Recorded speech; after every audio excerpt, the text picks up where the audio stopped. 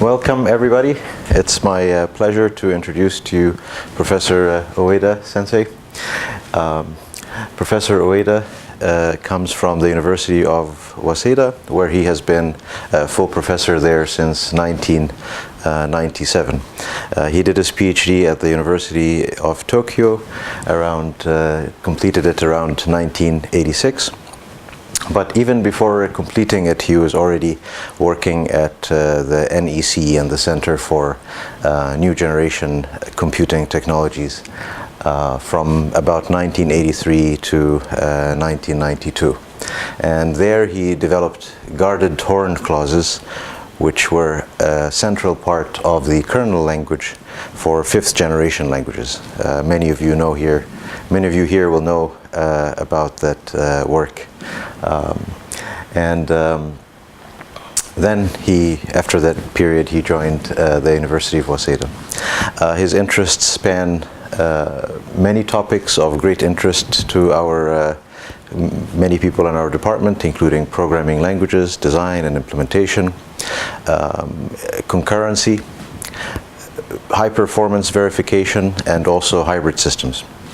He has worked on designing several programming languages in addition to the guarded horn clauses formalism, and these include LMN-TAL, which is a language that allows us to explore the state for concurrent formalisms, and we saw some very beautiful demonstrations showing how one can express the problems such as the dining philosophers problem, and then immediately get a visual representation of the state space, which was very insightful. And also another language is the HydLa language, which we will hear from Professor Ueda about today. It is a constraint-based modeling language for hybrid systems, and please come in. It represents many of the topics that recur in cyber-physical systems, and is a great example of the kind of tool that we would like to see in use in the design of cyber-physical systems. One last note, Professor Ueda has been a visiting scientist or researcher at different institutions, including the National University of Singapore, the National Institute for Informatics in Japan, NII. Some of you here would know it from organizing the Shonan meetings in particular, and also the Egypt-Japan University of Science and Technology, where I had the pleasure of meeting Professor Ueda Sensei a few weeks ago. As a final note, Professor Ueda was also the recipient of the IBM Japan Science Prize for his work on concurrent logic programming languages. So with this introduction, I would like to give the floor to Professor Ueda. Please welcome him. Okay, thank you very much. So, thank you very much for Professor Taha for the very detailed introduction. And today I'd like to talk about a hybrid constraint language, HydLa, and its implementation. Okay. So maybe most of you already know well about hybrid systems. And hybrid systems are dynamical systems whose states can be make both continuous and discrete changes. So here are some examples. So bouncing ball seems to be a very popular example here in Halmstad. And also billiard is another example. And also if you have a thermostat and air conditioner in a room, then they all form a single hybrid system. Also, if there are some roads and cars and traffic signals, then they form a hybrid system. So in general, hybrid system can also be phrased as continuous systems whose description involves some case analysis. So if we don't, suppose we have some system equations, but if they don't have case analysis, then they won't give us a hybrid system. But if some equations are conditional, then they may well form a hybrid system. So this is another description of hybrid systems, which I like. And hybrid systems are found in many fields, including physical systems, biological systems, control systems, and cyber-physical systems. And the area is very interdisciplinary, and it relates to computer science, control engineering, and applications. Yeah. However, I found that there is a lot of research in programming languages in general, in computer science community, but somehow the programming languages for cyber-physical systems or hybrid systems are rather rare. Yeah. Of course, we have several of them, but I should say that the work on programming language aspects on hybrid systems are rather unexplored. So I'm basically a programming language person. So today's talk will be my somewhat biased view of hybrid systems on my own perspective. But I see some challenges from the programming language perspective and to the hybrid systems. And so our goal in my work is to establish a high-level programming language with these 5 features. The first feature is that it should be equipped with the true notion of continuous time rather than the discrete notions. And secondly, which is related to the first one, but the language should be equipped with the true notion of continuous changes. And third property is that we should properly handle uncertainties and error of real values, because when we have floating point numbers, then always the error comes with each floating point numbers. Also, when we model real physical systems, the uncertainties cannot be avoided. So this is a very important requirement. And the fourth requirement is that the language should properly handle conditional branch under uncertainties and errors of real values, and which is very difficult because it is when we have uncertainties, then it is far from obvious how to compare these two real numbers with uncertainties. And the fifth requirement is that the language should be equipped with constructs for abstraction and parallel composition. Okay, so maybe you have read this very famous paper by Edward Lee on the challenges of cyber-physical systems. And some of these requirements are mentioned already in this report on cyber-physical systems.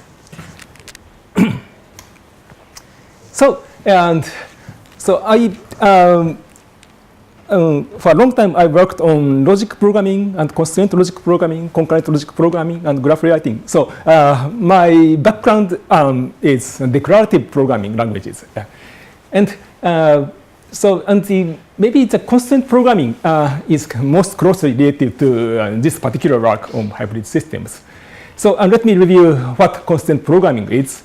And the constraint programming is a declarative paradigm in which a problem is described using equations or inequations or disequations over continuous or discrete domains. So the point in constraint programming is that although the name is constraint programming, we don't have to describe algorithms. We just describe specifications of the problems. So constraint programming language is often called modeling language rather than programming languages, because when we say programming language, then application people don't like to use it because they think that they have to write algorithm, but it's not the case. The programmer should just only describe conditions which the solutions to be satisfied. But another view of constraint programming is that the constraint programming is computing with partial information. I like this definition very much because if you go to some constraint programming conferences, most people are working on constraint satisfaction algorithms. But I think this view is more general than just constraint satisfaction. So the computing with partial information, I mean, partial information means some information with some tolerance or uncertainty, can be a very important view of what I will talk today. So So now we are interested in the declarative description of hybrid systems, and so which in this context means that constant programming of functions over time. So actually, constant programmings are mostly focused on some discrete systems, so finite domain constant programming or some continuous real value constant programming.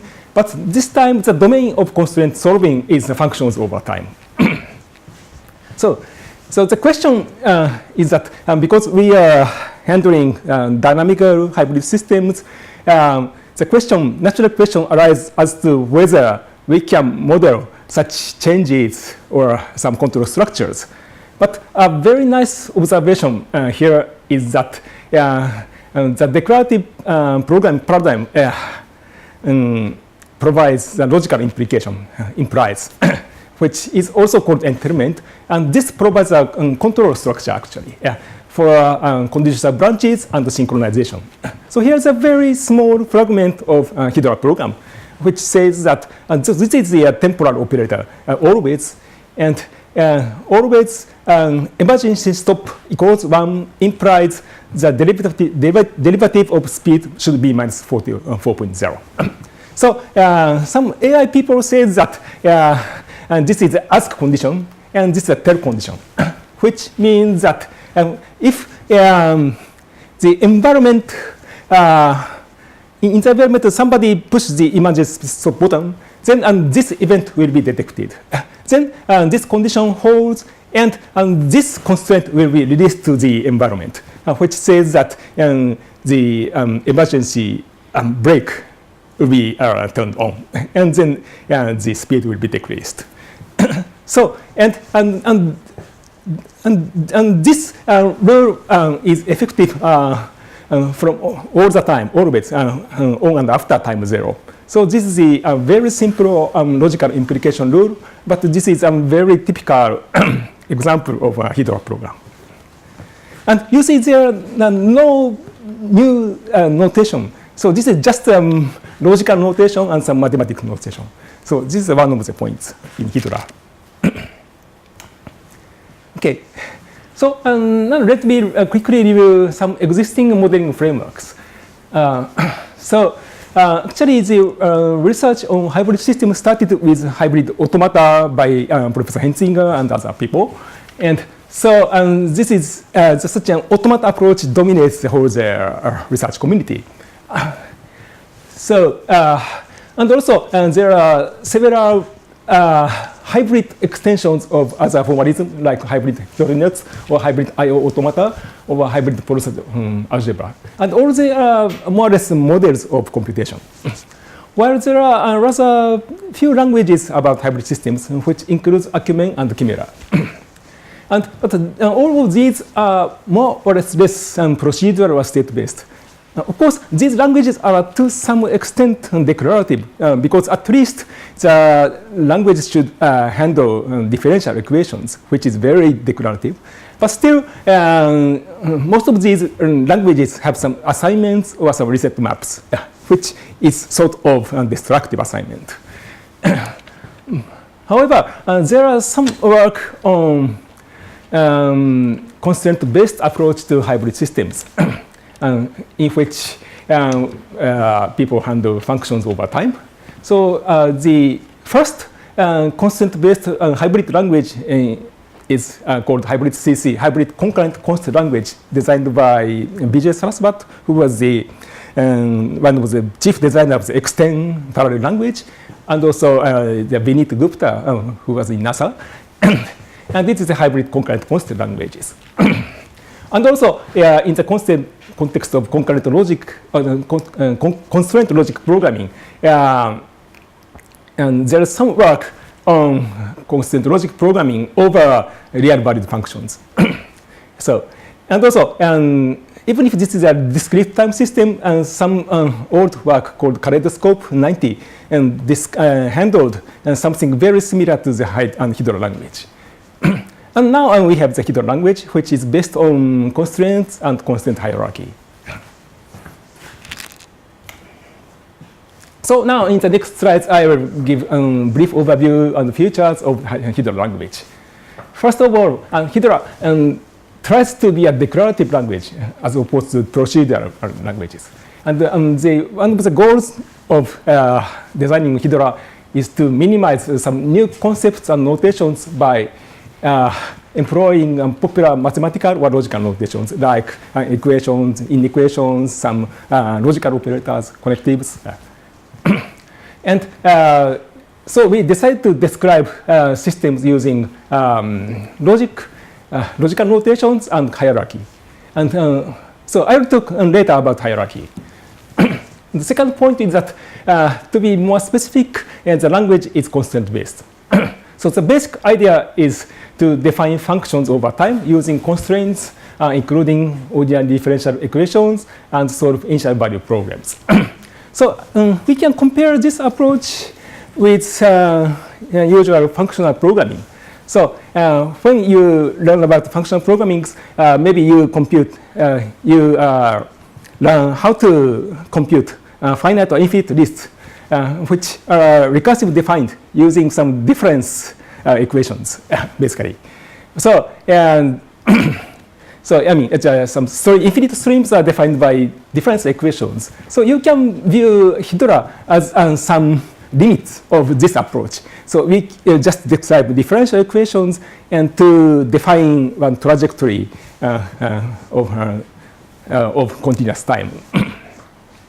Also, the second point, which is related to why we decided to employ constraint-based approach, is that it can nicely handle partial information properly.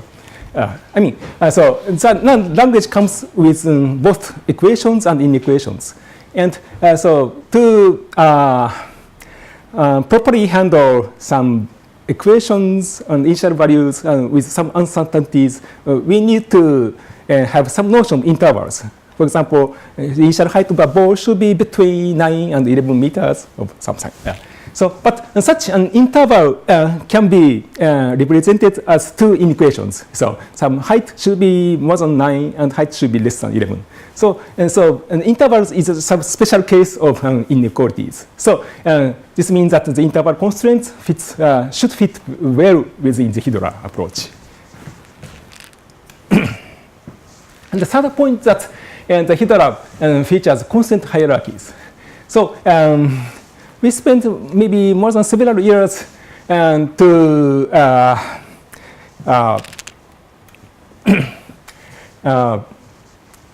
using the hybrid CC language before we designed the HydLa.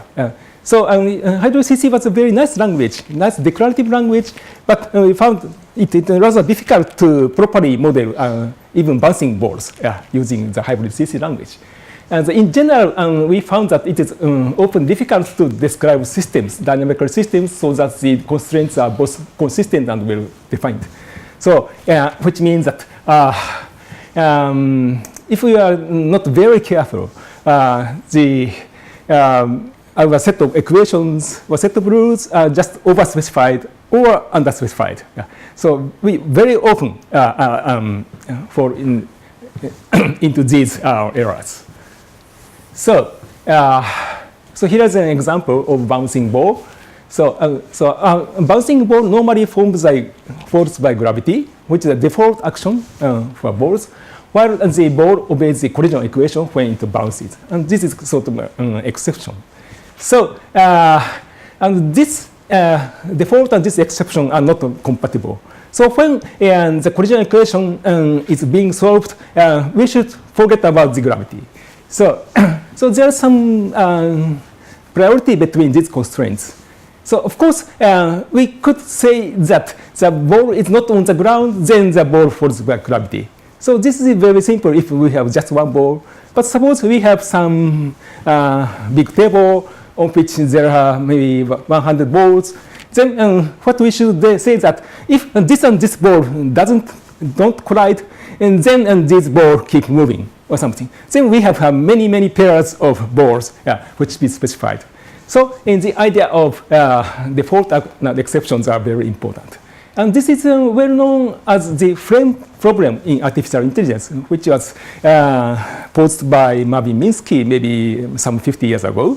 And this frame problem in knowledge representation occurs in the description of any complex systems. So, and this is why we need some notion of priority or hierarchy. Also, and this is why some object-oriented language provides some notion of class hierarchy. These are for exactly the same reason. So, our goal is to define these properties concisely. Of course, we forget about this requirements, then we can prescribe all the possible behaviors. But we need to concisely describe these systems. So this is the first example, which is a very simple Sawtooth function, like this. Yeah. So, so now this is a 4-line HydLa program. And the first 3 lines are called rules or rule definitions. And these capital names are just rule names. And this rule name is defined as this. And this is defined as this. And this is defined as this. And finally, these 3 rules are combined this way.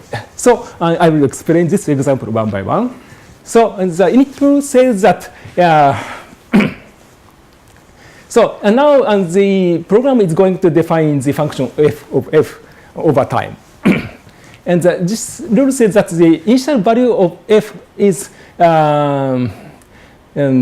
greater or equal to 0 and less than 1. So, and this is our example of having an interval as an initial value. And the increased rule says that f prime is always equal to 1. Of course, this is not true because Sawtooth function sometimes falls to the value 0.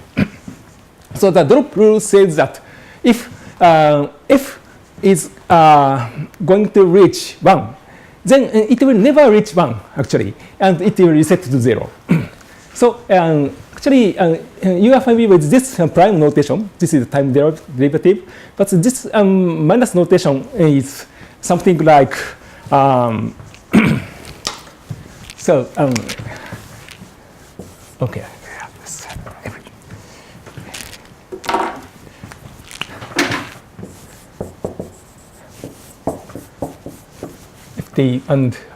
Yes.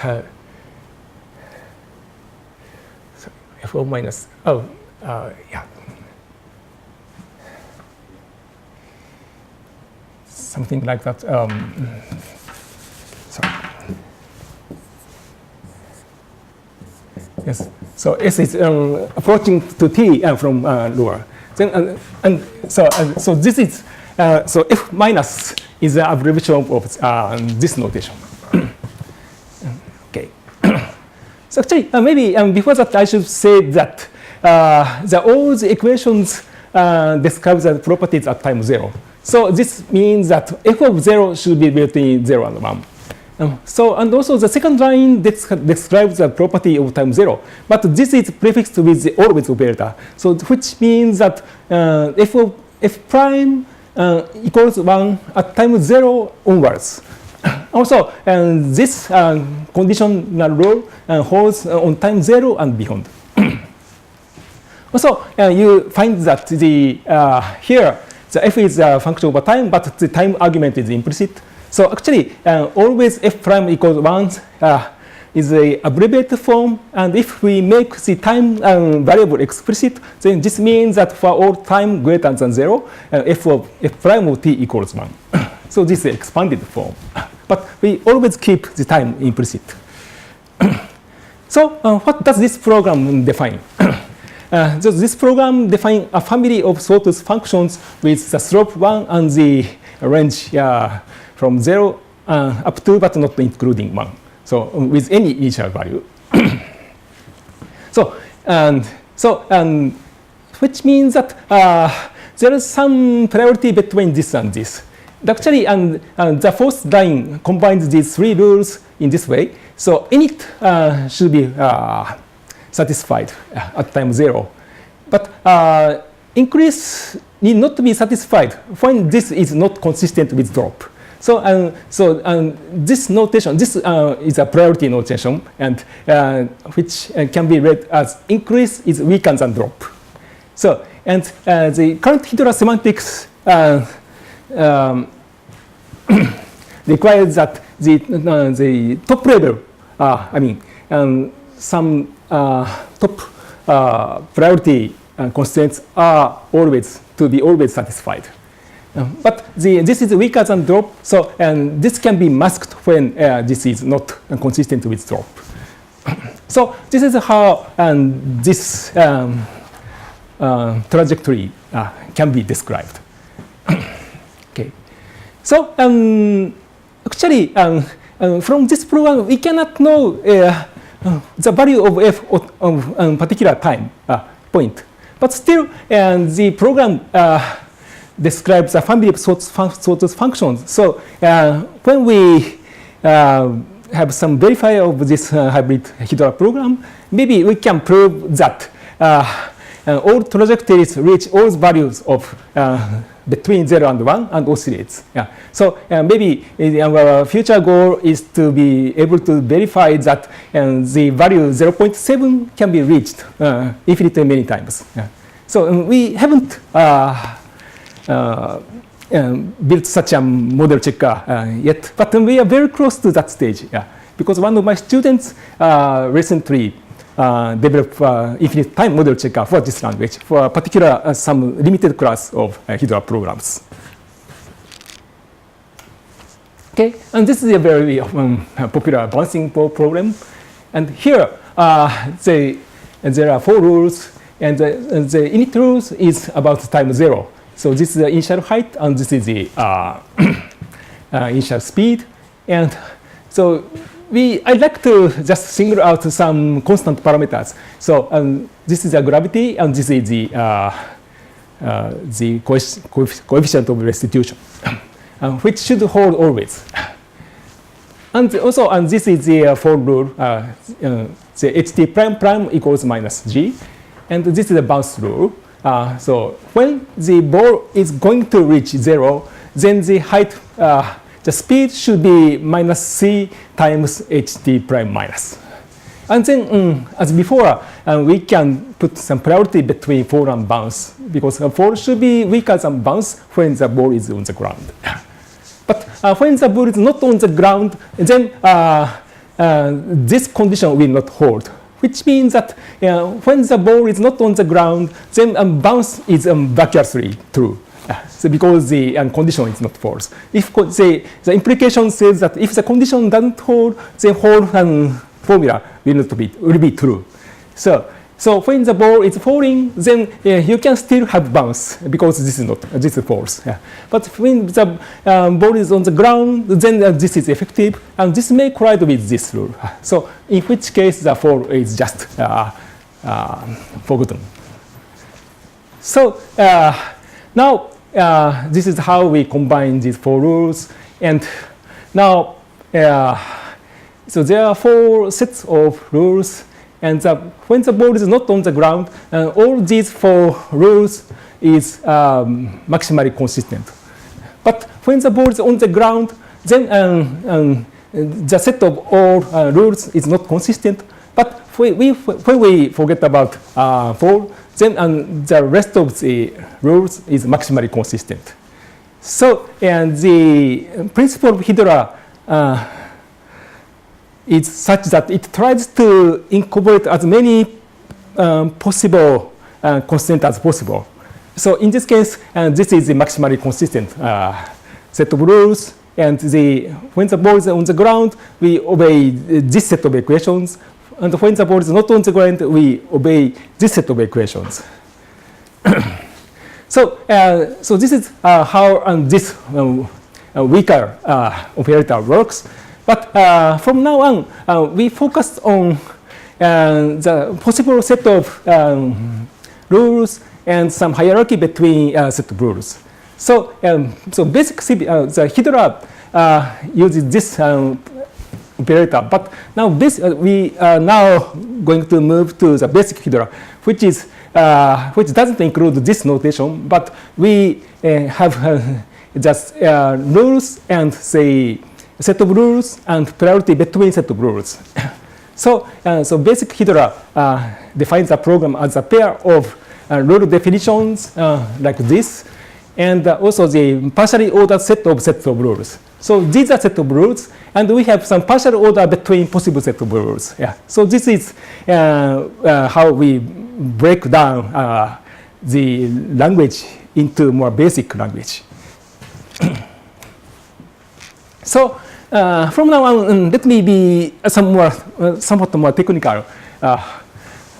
So now the basic HydLa program has this syntax. A program is a pair of rule sets, RS, and definition sets, DS. And rule sets is partially ordered set of sets of rules. And the definitions are of this form, a set of this form, a set of definitions with different sides. So in the previous slide, you saw that all rules are given names.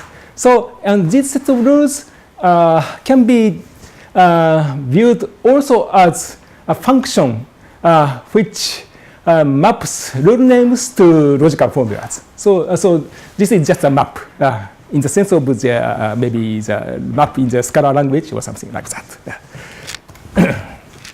Okay. So rules can be viewed as functions from rules, names to constraints. And each rule or definition is of this form. Some rule name is the same as constraints. And now let me define some constraints. And constraints can be either atomic or a conjunction of constraints or some implication. And G means a guard. And guard implies some constraints, or a constraint prefixed by an always operator, or a constraint prefixed by some existential quantifier. So and the guard is somewhat simpler than the constraint, syntax constraints, because the system needs to be able to solve guards. Yeah. So the guard is atomic or a conjunction of guards. And the atomic constraints is just expression, relational operator expression. So it's maybe we can have some unary or ternary, but to make things simple, I just wrote the binary case. And expression is some ordinary expression like arithmetic expressions, but let me include two special notations. One is E prime, which is to define ODEs, and the other is to define the left limit of some function value.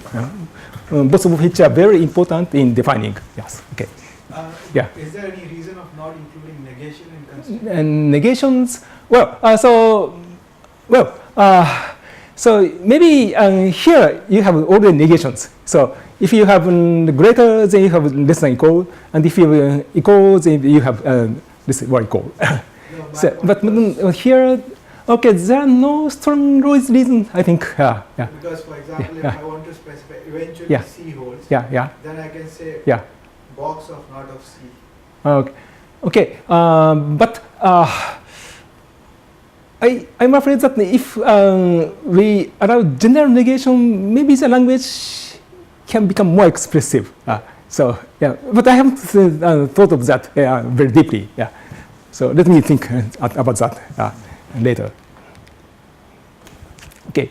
So as I explained, the program is a pair of set of rules and partial ordered set of rules and definitions.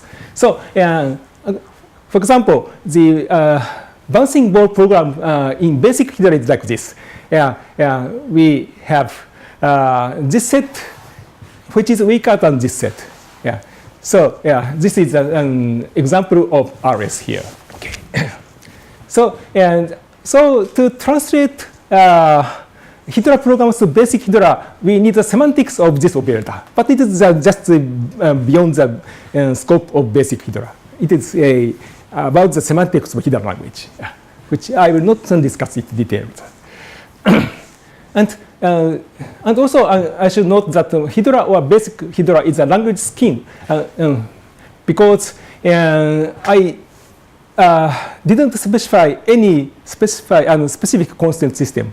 So we just vaguely said that systems should be able to ODEs. But I don't say which class of ODEs should be solved in HydLa. It is very parametric. So this is HydLa is sort of a language scheme rather than a single well-defined language. Also, this is a very important extension. So exists x.c realizes some dynamic creation variables. So, for example, when the hybrid systems evolves over time, sometimes we may create some new stopwatch and to measure the time elapsed from some time point. And also, this is one example. So which means that in the course of execution, we may want to create something new, or some new cards will be produced, or something like that. Yeah. In that case, existential quantifier provides us with a very nice mechanism to invent a new local variable. And in the declarative semantics or some logical model theoretic semantics, the existential quantifier is eliminated at runtime using scoring functions. We just embed some constant, which is the embodiment of this existential quantifier. So we don't still yet have a notion of destroying newly invented variables, but we have some mechanism for inventing new variables at runtime. Okay. Now, here is some previous work about the semantics of basic HydLa. So, I just designed the HydLa language with Professor Hiroshi Hosobe of Hosei University and Dr. Daisuke Ishii here around maybe 2008 or and it took maybe several years. But we first defined the declarative semantics, which says what trajectories does HydLa program denote. And then we designed the operator semantics with several other master's students and later on. And this is about how to compute the trajectory we are given HydLa program. So maybe unlike other programming languages, we define the declarative semantics first, and then we design the operator semantics. And there is some reason for that, because here, unlike many other programming languages, and declarative semantics came first. The first reason is that the Pesha's operational semantics of hybrid systems, or the execution algorithm hybrid systems, is known to be very difficult. And there's only even very small class of hybrid system cannot be executed. And it was proved in the very early stage by reducing the hybrid system to some class of automata. Okay, so there should be some limitations in any reasonable operational semantics. And also, and the other reason is that we started with some simulation algorithm, but then we quickly moved to one non-deterministic execution algorithm or execution algorithm with some allowing some intervals. Also, now one of my students designed the algorithm which is much more close to abstract interpolation algorithm, which means that the execution of infinite time behavior ends in finite time. So we found that there can be diverse kinds of execution methods, which are to be explored in the future. So because this class of programming language is very new, so I want to leave many possibilities for how to execute this language. So this is about the declarative semantics of basic HydLa language. And as I told before, the purpose of the HydLa program is to define the constraints on a family of trajectories. So suppose there are maybe some finite number of variables xi, So, and x bar is just a vector of such variables. And we are going to, the HydLa program is going to define the behavior of x bar starting at time 0.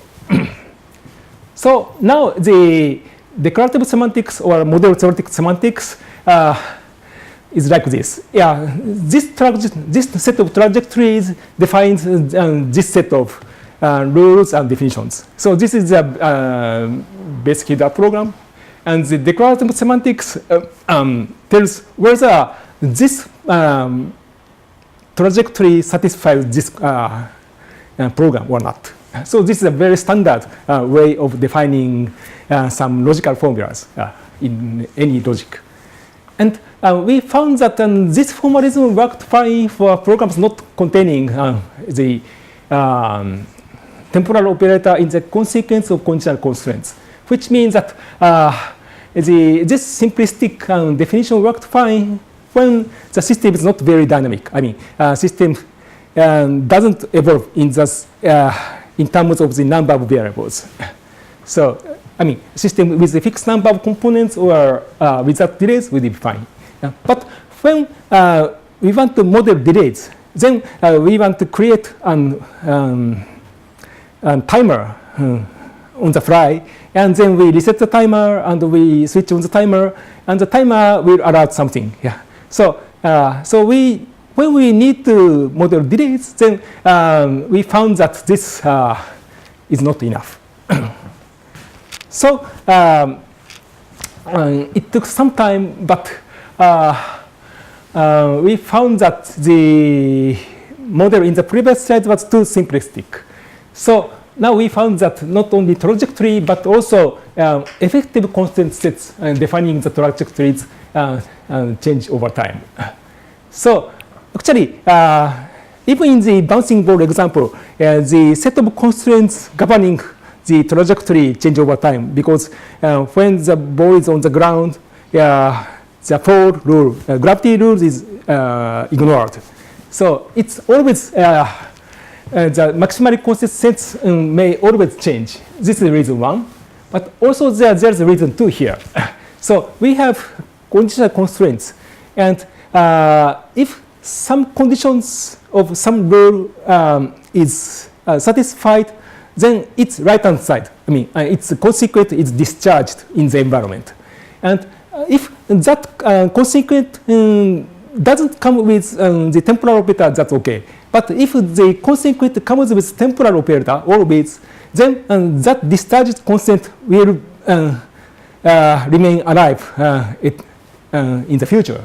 So the execution should record which constraints are discharged on the fly.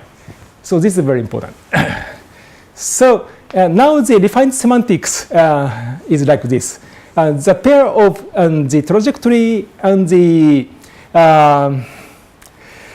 rule definitions with dynamically added consequent. So this and this, both this and this have implicit time parameters. But this means that the x of t, and this is the set of constraints over t, which changes over time.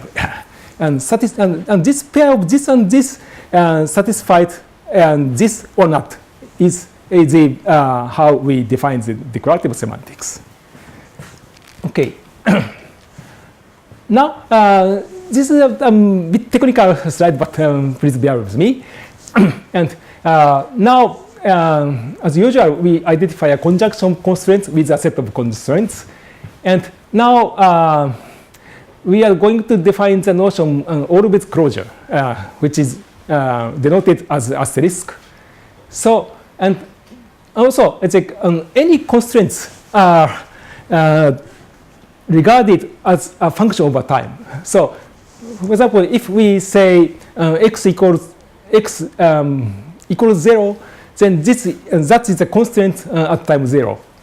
So, so the constraint which is not prefixed by the temporal operator is like this. It's a constraint holds at time 0, but that constraint at a positive time is empty. So the constraint is effective only at time 0. But now we have the always operator. And now this always closure unfolds or unboxes the topmost always formulas dynamically and recursively. So suppose we have this set of constraints which defines some monotonically increasing function, as you can imagine. And now, so let C be this set of equations. And then this is how we define C star. So C star with 0 just copies this and this. But also, we just unbox this constraint and include it here. Okay. And then when time is positive, then we so this and this are not effective. But now because of this, and the unboxed version of this is effective at any time greater than 0. So this is how the asterisk works for any constant C. And we use this notation to define the declarative semantics. So this looks complicated, but the good news is that this single slide defines the declarative semantics HydLa. So I tried to make it as clear as possible.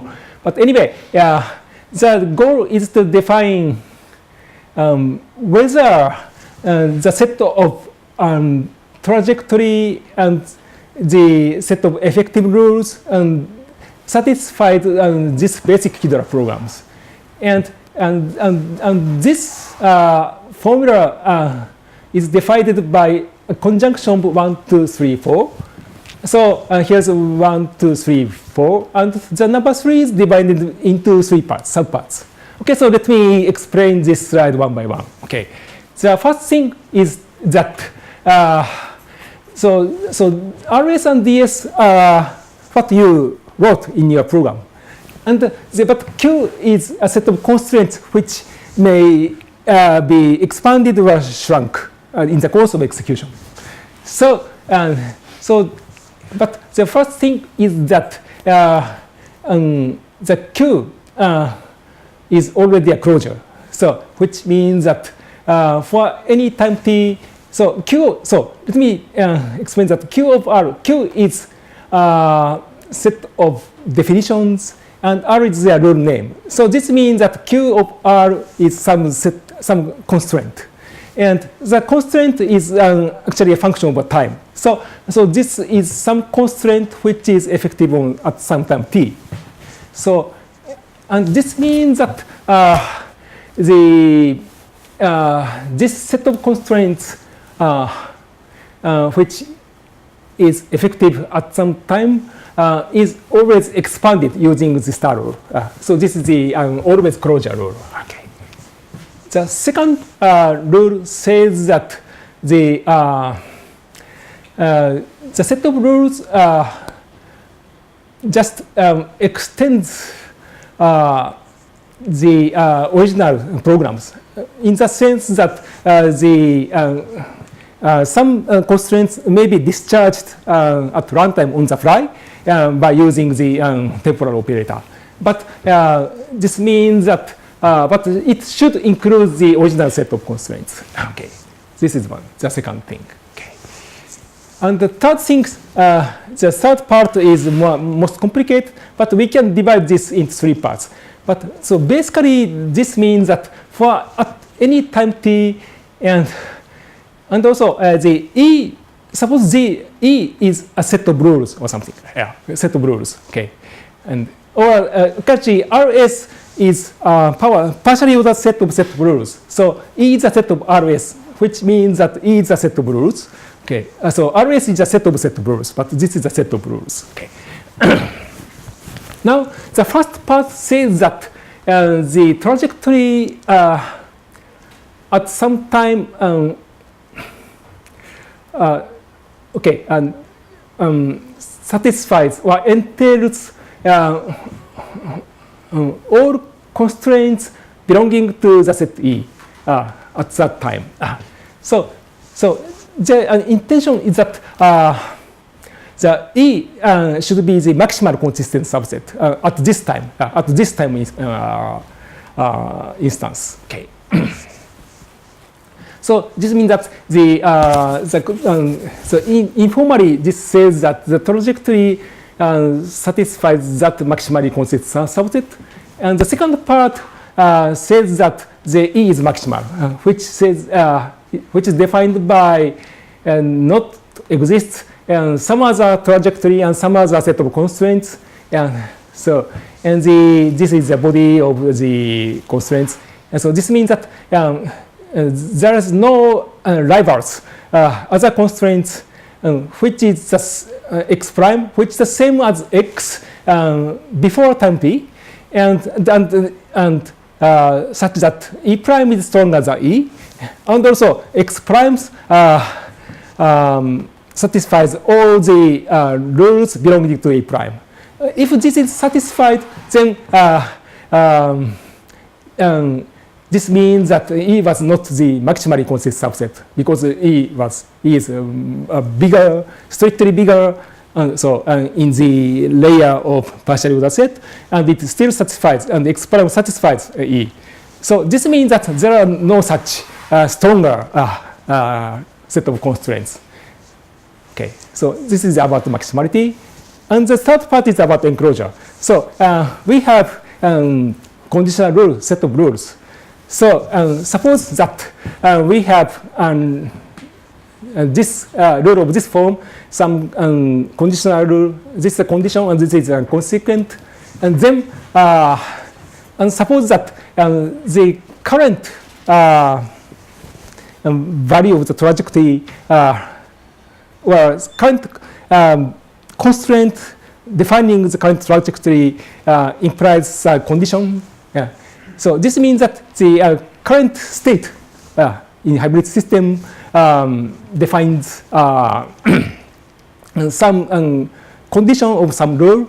Then the consequent E should also be in the part of Q of R. Okay, so this is some the implication closure rule. So this means that we have to do some fixed point computation to unfold or expand all the conditional rules until it reaches a fixed point. Okay.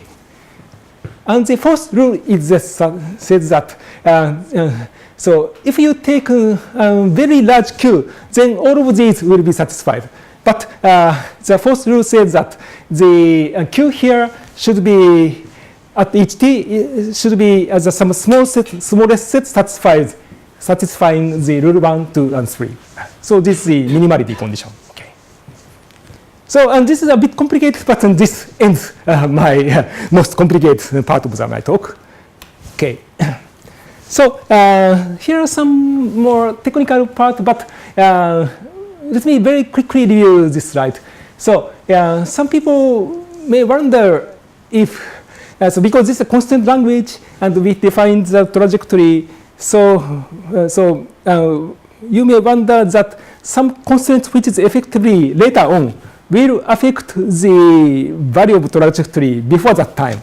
So the slide roughly says that there is no such back propagation rules because the so I will skip the details, but I would say that the semantics is defined so that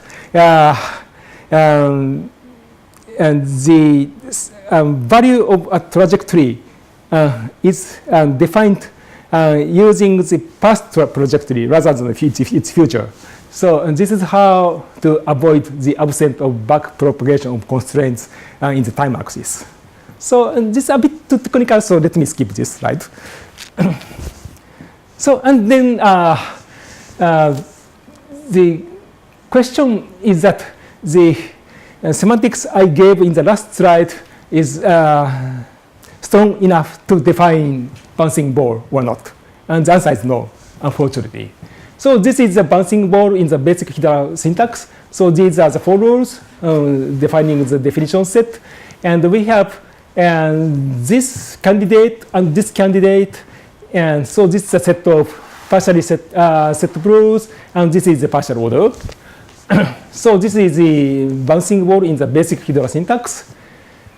Okay, but unfortunately, this will not define the behavior like this. So this is the trajectory of HT, and this is the trajectory of HT prime, and this is what we want. However, things are a bit more complicated. Okay, so the thing is that both H and HT prime are not differentiable when at the bouncing point. Yeah. So HT is continuous but not differentiable, and the HT prime is not even continuous at the reset point. However, we should be able to solve ODEs at this time point. So, so at this time point, we want to start this trajectory at this point, rather than jumping to any other place. So this means that when we write this program, which looks very natural, we are implicitly assuming that ball won't move, jump, unless it is specified to jump. So this is a sort of this is called as a frame axiom in artificial intelligence community. Okay. So we need some frame axioms for this program to work. So this is one of the frame axioms. Right continuity of HT and H prime at the bouncing must be assumed. But this is not enough. So actually, right continuity allows us to use the initial value problems of ODE, which is very important. But this is not enough because it is the right continuity is necessary to solve the bouncing, to solve the initial value problems. The second point that we also need the left continuity of HT because the ball won't jump to any other point. So we want to ball from here. So this is about the left continuity. Sorry, and so we start the ball is here. It is about a left continuity, and then to be able to start from here is related to the right continuity. So we need both left and right continuity of the trajectory. So the HydLa implementation. So actually, this is not included in this declarative semantics, but the actual operational semantics of HydLa incorporate this semantics. Trajectory with differential constraints should assume both right and left continuation with some higher priority. So this is a quite simplistic priority, but mathematically this is not enough, and we need some more assumptions, which is implicit here. Okay. So and also this is one example of defining behaviors without using ODEs. So this is a rather simple example. So this is methodically increasing function, and G is so this is defined using ODE, but the value of G or GOT is not defined using ODE, but this is just a constant constraint. But still, B is sorry. So C is 0. Okay. Okay, and the start rule says that so actually this is a timer. So and the timer is reset, and then so F is just equal to T. And so after 5 seconds we create a new variable A, and it is reset to 0, and it just increases. So this is a new timer, and when the timer reaches the 2, then G, the value of G becomes 1 or something like that. Okay. Then, okay. So maybe I may be wrong about this, but anyway, the intention is that by default, yeah, this is okay. This is okay. So by default, G is 0. But G becomes 1 only at time 5 plus 2, because then the timer is invoked at time 5, and this happens 2 seconds later. So, so G is an impulse function that fires at time 7. So this is an example of non-right continuous functions. So we first thought that it is enough to be able to define piecewise linear functions, which is always right continuous. But still, we want to handle some mixed signal system. So, for example, we want to model such an impulse or switching, and then we later found that we need to be able to define such an right continuous functions which is not defined by ODEs. Okay. So, I think this is computable, maybe the current implementation or maybe the near future implementation. And this is a more difficult kind of HydLa program, which says that A is somewhere between 0.9 and 1.1. And this says almost nothing. But this says just that A is differentiable. A has some derivative. But we don't know the value of B. But we say that the derivative A is B, which means that there is some derivative at any time point. So this is a very weak specification which says that A is a set of all differential trajectories whose ranges are between 0.9 and 1.1. So we can say this sort of thing using HydLa. And also we can give a declarative semantics of this program using HydLa, but it's not very likely that we can compute in any sense of this trajectory. So, but still, we plan to have this allow this program into HydLa because this sort of things could be used as a specification language rather than modeling language. So this is a future possibility. Okay. And this is the final example of zero behavior. And the program is just the same as before. But so I talked with Professor Taha maybe 2 days ago. And I have been not very careful about the behavior of bouncing ball after zero time.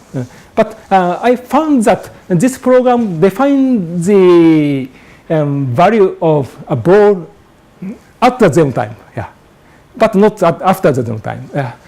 So the reason is that actually this program seemed okay, but we found that if we change this initial condition to 0, so if the ball is already on the ground, then I found that this program doesn't well define the right behavior of balls.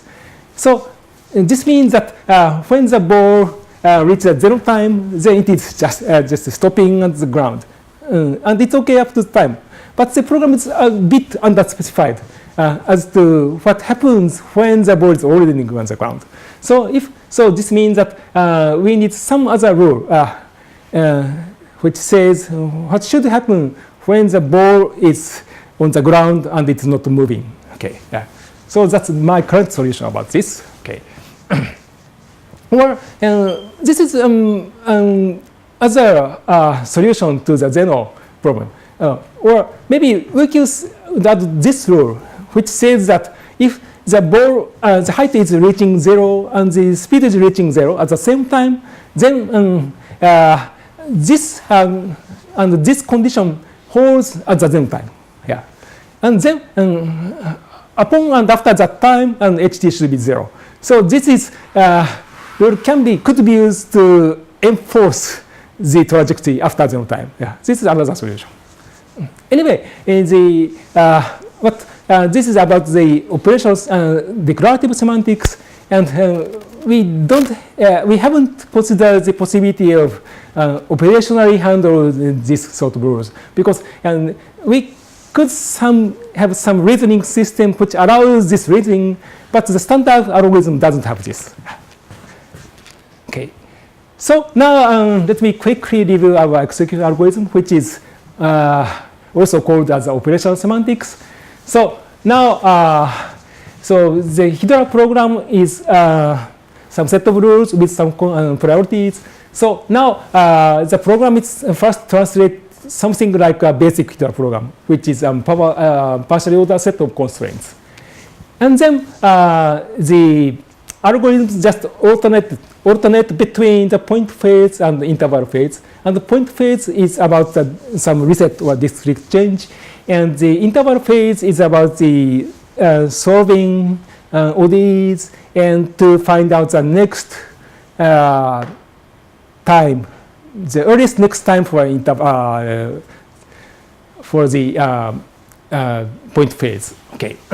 But so that is the simplistic view of our algorithm. But still, we have some uncertainties. So actually, point phase, I will explain the details in the next slide, but computer point phase is just constant solving. So we just take the maximally constant subset. So for example, so this is the basic HydLa program. This is higher than this or something. Okay, and so, sorry. This is, so we try this. And if this is not consistent, then we try this. Okay. And so this is done in this and this. Okay. Now, what may happen is that, very important point here is that when the value of HT has some uncertainties, then the conditional rule is just 3 values. So either this is true or this is false or this is not known. Yeah. So very important point here is we have some interval, then the conditional branch is 3 values. Yeah. Yes, no, unknown. And in the case we have unknown choice, then we should split the interval into 2 yes cases and no case. Yeah. So this happens here. Okay. So if we symbolically solve these set of equations, and then maybe if this solving may involve some conditional branching, and if we have 2 possibilities, then we have 2 solution sets. So there is no possibility. So SS means a solution set, and this is the size of solution set, and we have the unique possibilities, and we go to the next step. But we have more possibility, then we just non-deterministically choose 1 element from the solution set. So by splitting the interval, and we just repeat. And we have no consistent solution, then maybe we should weaken the constraint and try again. Okay. And then we go to the interval phase. And this is slightly different from here in the sense that we should compute the ODEs. But the rest of the algorithm is the same. So if the solution is unique, then we check if the time has ended. And if we have more than 1 solution, then we split the interval or the parameters. And we have no solutions, then we weaken the set of constraints. And this is repeated until the time is ended. Okay. So, basically we do some constant solving here, but the basic algorithm is just deductive closures. We just expand all the conditional rules until we reach a fixed point. And then in the case of interval phase, we do this and we solve ODEs, and then we find out what should be the earliest next discrete changes. Yeah, this is the additional integrand. So the closure calculation repeatedly check the antecedents of conditional constraints until we reach the fixed point. So actually, to find the next jump time is a very important point here. But there are 4 possibilities of the next discrete event. So one possibility is that some conditional constraint becomes effective and the new constraint is discharged. And the second point is that the condition of some conditional constraint becomes ineffective. Then the set of constraints is reduced. And the third point that because we are taking the maximally consistent approach, some constraint which was ruled out becomes consistent with the effective ones at some point. Because the value of trajectory reaches some point, then consistency may be established. But the other way may happen. If the ball reaches some point, then the set of effective constraints becomes inconsistent. So at that time, we may have to reduce the set of constraints.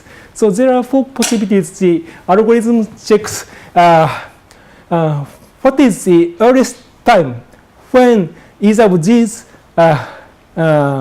conditions happens. And then we go to the next phase. This is how we compute this rule. Okay, and maybe let me run this program. Let me give you some very small demonstration. Okay, maybe the bouncing ball is so this is the implementation of HydLa called HydLa, and built by our excellent students. And so this is the initial values between 5 and 15, velocity 0, and this is the coefficient of restitution, and this is some constants, and this is the fall and bounce. So this is almost the same as the bouncing ball in the slide. And then let me run this program, maybe up to time 5. And minus ND means that we should explore all the possibilities. Okay. Then speed is like this. It uses mathematics as the backend. And here, okay, case 1 also bit time. So this is Sawtooth. No, sorry. We should. Okay, and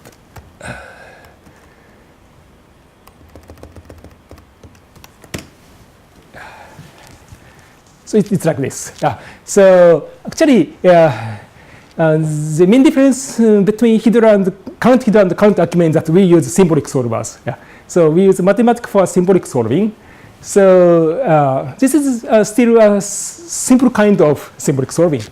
And here, somehow the algorithm detects, well, 3 cases. This is case 3. And so actually, the behavior is almost deterministic, but the simulation should end at time 5. So, so depending on the initial height of the ball, the number of bouncing may change within the given 5 seconds of simulation. So maybe so between this, if the initial height is between this and this is a closed interval and this is open interval, and then the ball bounces maybe ball bounces maybe for 5 times, but here ball is lower. Initial ball height is lower, then ball bounces more times. Okay, so we just case split. So I mean, if the number of bounces is different, then yeah, okay, yes, okay. Numbers are rational numbers. These are all rational numbers. Yes, it's still this is a symbolic solution with exact number. Yes, okay. Yeah. So this is current implementation, and let me quickly conclude. Sorry. Okay. So the current implementation handles these 3 things. One is that it mostly deals with some left continuous piecewise continuous trajectory, but it also handles something like this. Yeah. So you specify this trajectory, then the current implementation correctly output this sort of trajectory. Also, and it handles initial values, gives as intervals, and systems with some symbolic parameters. The point is that I believe it is very nice to be able to have some symbolic parameters in simulation, because if you are able to have a symbolic parameters, it says infinitely many things. Yeah. So it is very important rather than numeric solutions. It can be reused later infinitely many times. So, and this is an overview of the HydLa implementation. And it is implemented in C++, and it's around 30 kilolines of code. And its features include simulation with symbolic parameters, some non-dynamic execution. Also, now we are going to have a translator to hybrid automata. So we have some parser, and then it solves constant hierarchy. And now there are several simulators, but now the main simulator, we are using the symbolic simulator. And the virtual constant solver is some interface to the external constant solver. Currently, we use Mathematica and Reduce and as symbolic solver. And so the point that both comes with some quantifier elimination algorithm, which are very important to solve our set of constraints. So and this is the interface between Mathematica and Reduce and symbolic simulator. And the output will be the trajectories. So of course, we can output some numeric output, but the system internally computes symbolically, and then it can output some numeric constraint if you wish. And the implementation is available on our web page here. So let me conclude. So we defined the HydLa and basic HydLa, and we gave a declarative semantics. And now it handles some dynamically evolving systems. But it was not straightforward. We needed to do a lot of preliminary study by describing some many models and having some prototype implementations. And we also defined some operational semantics for a limited class of hybrid systems. And now it evolved into a non-deterministic algorithm that allow uncertainties. However, we all know that completeness cannot hold even for a very small class of ODEs. Yeah. But at one point, we found out that modeling languages should be given a declarative semantics first to allow some flexible execution modes. And the final point to note is that many other formalisms adopt hybrid time, in which there are more than one discrete changes at some point. But somehow we did without any notion of hybrid time. So we adopt a simple notion of time and trajectory. So we say, as I said, that trajectory is just a function of time without any multiple changes over time. I think this is thanks to the adoption of constraints, because at some point, at some discrete changes, we can compute some fixed points, but this is just hidden into the constraint solving process. So we don't have to include the notion of hybrid time. I think this is a good thing or bad thing, which is a topic of future study. Okay. Thank you very much for the attention.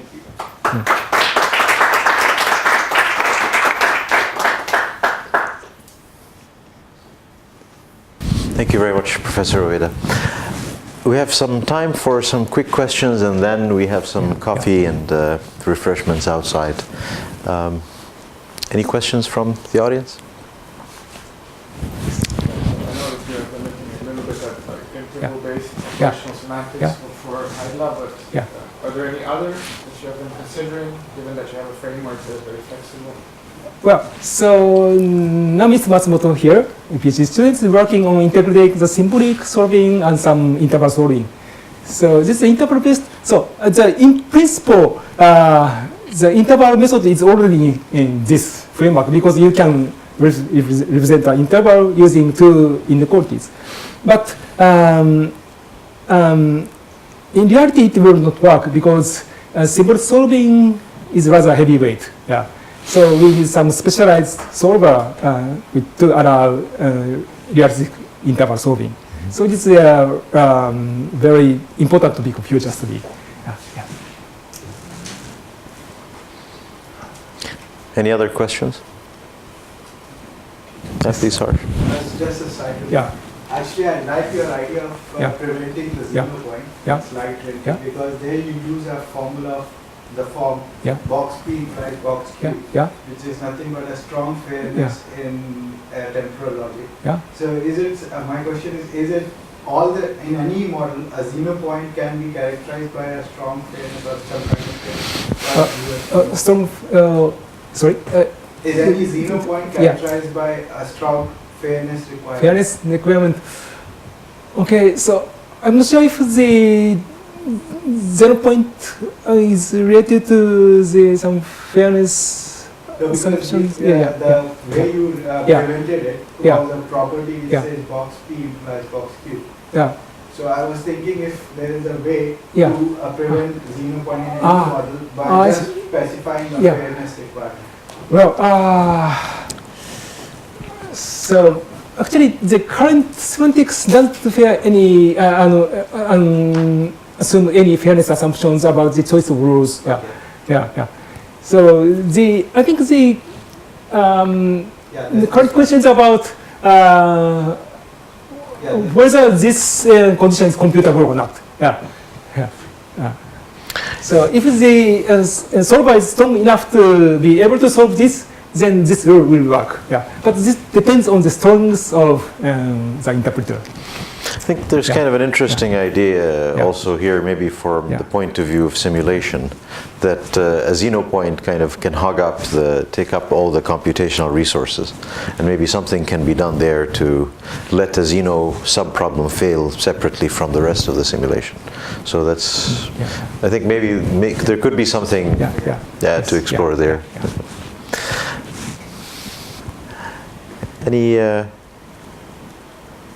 Any comments, questions? I have a couple of questions actually.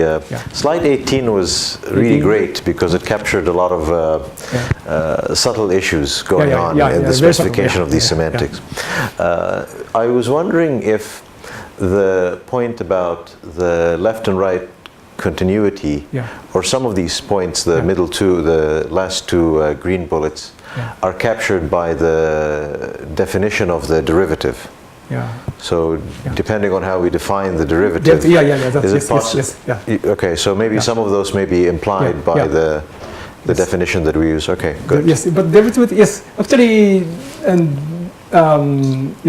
I just consulted some mathematical books, but there is no strong agreement about derivatives at the left point. The derivative on the closed interval is described in some math textbooks, but it assumes something at the starting point. So this could be a very interesting thing for us to look at in the context of acumen, because it's almost exactly these kinds of issues that need to be resolved to determine the outcome for the Zeno systems. So that's very helpful. Another thing actually is the very last remark in the talk is also an intriguing insight. Many people have talked about super dense time, and in fact there's a recent paper I think that talks about using hyperreals to capture what's going on in when you make multiple different steps at the same time. My intuition here is that maybe the thing to learn from the approach that you have developed is maybe we can separate what we see outside the system from the fixed point that happens inside the system. And if that can be done, then maybe we can really stick to the traditional notion of the set of reals as time, and we don't have to worry about what goes on inside. So this is really very intriguing. Thank you. Any other questions from the audience? Well, thank you very much for the great talk, and I invite everybody to join us outside after the talk. Thank you. Okay, thank you much.